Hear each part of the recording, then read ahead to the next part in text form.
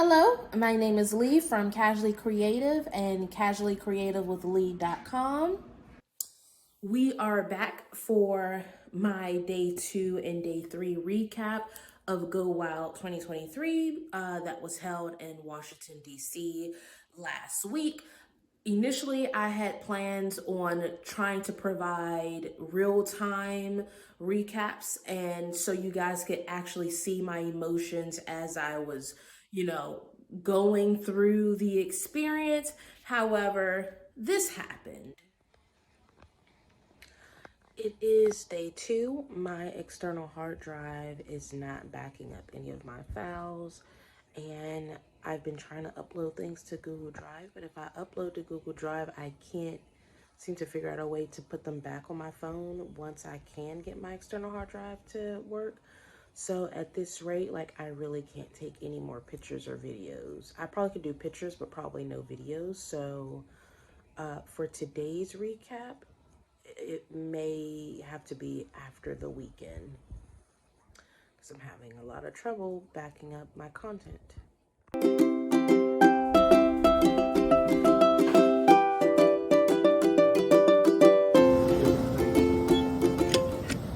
So yeah, as you can see, that was a lot of drama, and I feel like that's a content creator's worst nightmare, to run out of storage on their phone. And I honestly did purchase an external hard drive where I had already removed 200 videos from my phone to include on this hard drive, but then recording videos for YouTube and then getting to day 1 after recording videos, literally all of that storage was basically full again.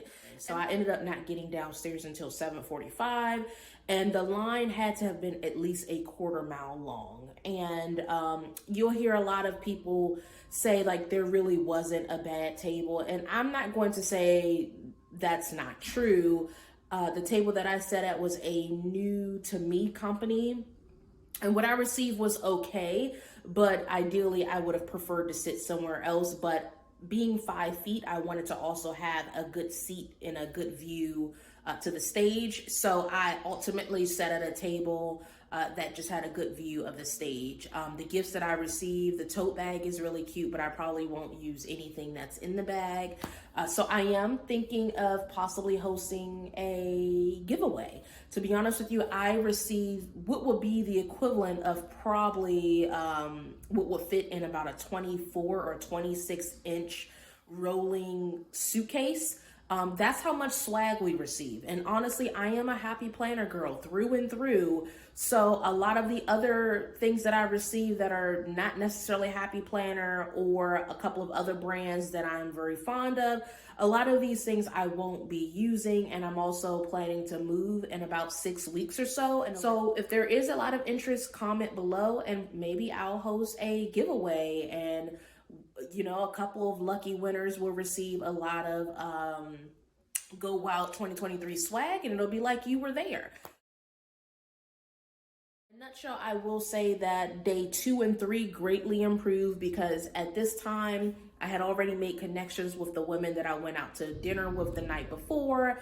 And honestly, every time I turned around and I thought that I was, quote unquote alone, because I did attend solo, I ran into someone that I knew from my local planner meetup group, and what some of the girls that I had went to dinner the night before. And so because I sat at this table with 2 other women, I won't say how bad it was, but literally there was only 3 people at our table where there was 10 seats. So that just kind of lets you know that people weren't even pressed to sit at the table. But once we went on our first initial break, they were like, hey, do you want to sit at our table? So I sat at the table with the girls that I had went out to dinner with. And then ultimately, I then moved to another table to sit with someone who I saw was sitting alone. So I sat there with them, and then I had a really great view of the stage. So day 2 was really about me connecting with people. And then I even went to lunch, and I was going to have lunch alone, but I saw my local planner meetup group, and there was no llama left behind. And they was like, no, sit with us. Day 3 was very much the same. I was able to kind of connect with people that I've either met through the Facebook group or through my local planner meetup. And I think that greatly improved my experience overall, because I knew that I wasn't going through this experience alone. This year, there were a lot of husbands. And so women who would possibly have been alone were there with their husband, and they kind of remained the same. And I think other people who were there alone, if they were introverts like myself, like they really weren't walking up to people to make that connection. So I wouldn't have made that connection. And if you're an introvert, you probably wouldn't have made that connection with me. Comforting for people who recognize me online or from my local group to be like, hey, come sit with us, or do you want to do this with us? That was very comforting, because otherwise I would have been almost an emotional wreck, because I would have felt alone. So I know I have been saying alone at least 1,000 times, and you're probably like, what's wrong with her? But honestly, for me, going to Go Wild really was about making connections and kind of building my network of like-minded women who are whether local or online, to build those relationships, to be honest with you. So I am on a journey of making new friends. A lot of my friends that I grew up with and from college, they now already have families, and I don't have families, and so getting together with them has been a challenge. And it's very far and in between. Now, I'm not saying other people in the craft and planning community don't necessarily have families, but more so that because we still have the same interests, I'm hoping that we would be able to get together a little bit more.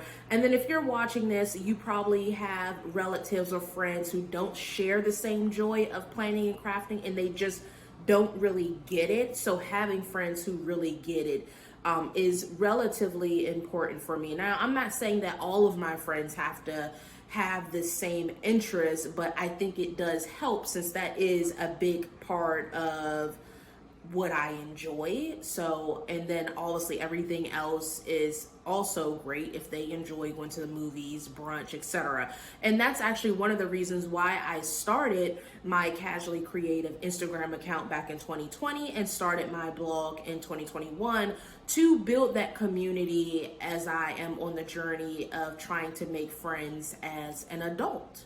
Not only making friends as an adult, but a woman in her early 30s who also works from home and has been working from home for the last couple of years.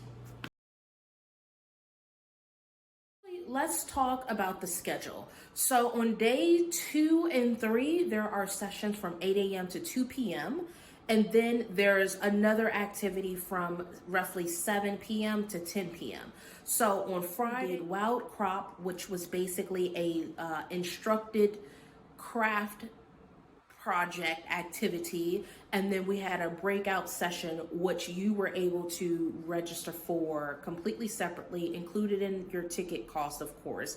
And then on Saturday we had the Planjama party from 7 to 10. However, I will say that on Saturday there was face painting, and I believe there was like temporary tattoos that started about 5:30 or 6 o'clock. So you do have a relatively large break, but if you are wanting to be on site and not have to worry about rushing, if you're hoping to do off-site activities, there are sometimes things that may start a bit earlier before the main event at roughly 7, also factoring in lunch. So remember, they don't really provide food, they provide some snacks, but it's really not enough that's going to hold you. So you basically have 1,500 people wanting to eat food at 2 o'clock. There were 2 or 3 restaurants on site, but again, when you're talking about roughly 1,500 people, that's a lot. Saturday, I just got lunch to go. There was a cafe, I was able to order lunch, but again, being busy, it still took them about 15 to 20 minutes to make the food. Then I went up to my room. On the logistical side of things, let's talk about what I spent on food. So Thursday night, I met up with a couple of women from the minority-based group of people who were attending Go Wild. So I went out to dinner with them, and dinner was less than $40. The actual numbers will be listed.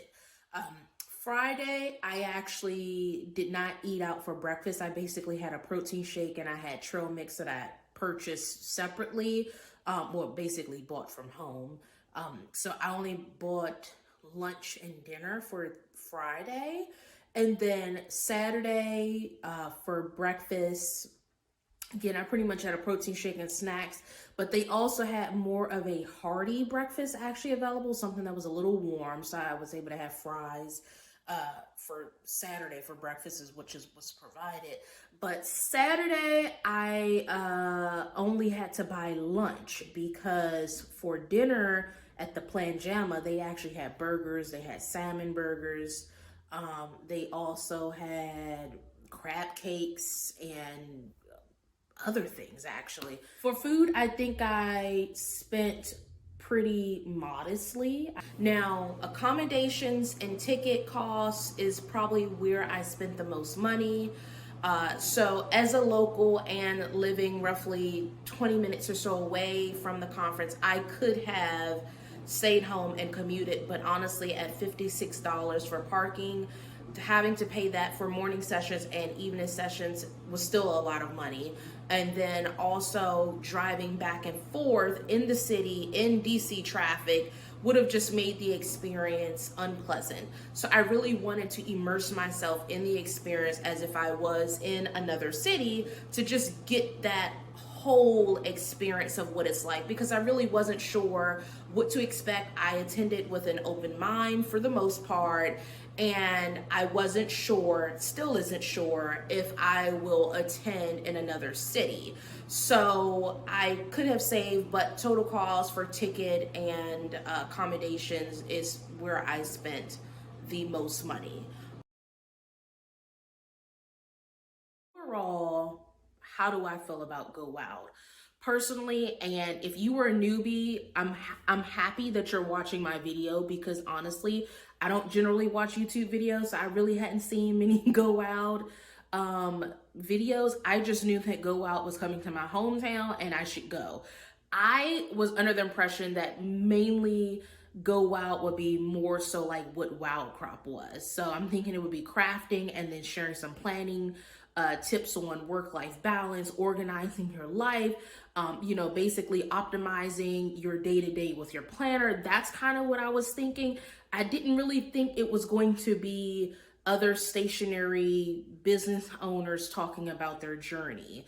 I think it was inspiring, so I could have personally gone without that aspect and would have preferred more of like the Wild Crop and more planning information. I think there were great panels and great discussions. I got emotional. I cried a couple of times, but I would have preferred more hands-on crafting time or more like planning and life organizing or life optimizing via using a planner. Maybe that's not something that they could talk about every single year, but that's kind of what I was expecting. So I would probably say overall my experience was 7 out of 10. And in terms of like connections and things that were made, almost everywhere I turned around, the people that I connected with the most were people who were basically from my local planner meetup, or people who lived in the area that I can see any other time who eventually joined my local planner meetup group. So it was one of those things where the more I went to my planner meetups, these are the type of connections that would have been made anyway. However, still very grateful for the experience. I'm glad I got to experience it at home.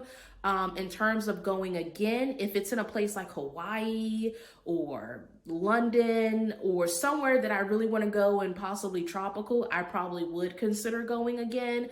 But like if it's in a city, I'm not really too sure if I'll go again, but I definitely probably would not buy tickets the day that they release. I would probably buy tickets after knowing what the itinerary would be before purchasing tickets, etc.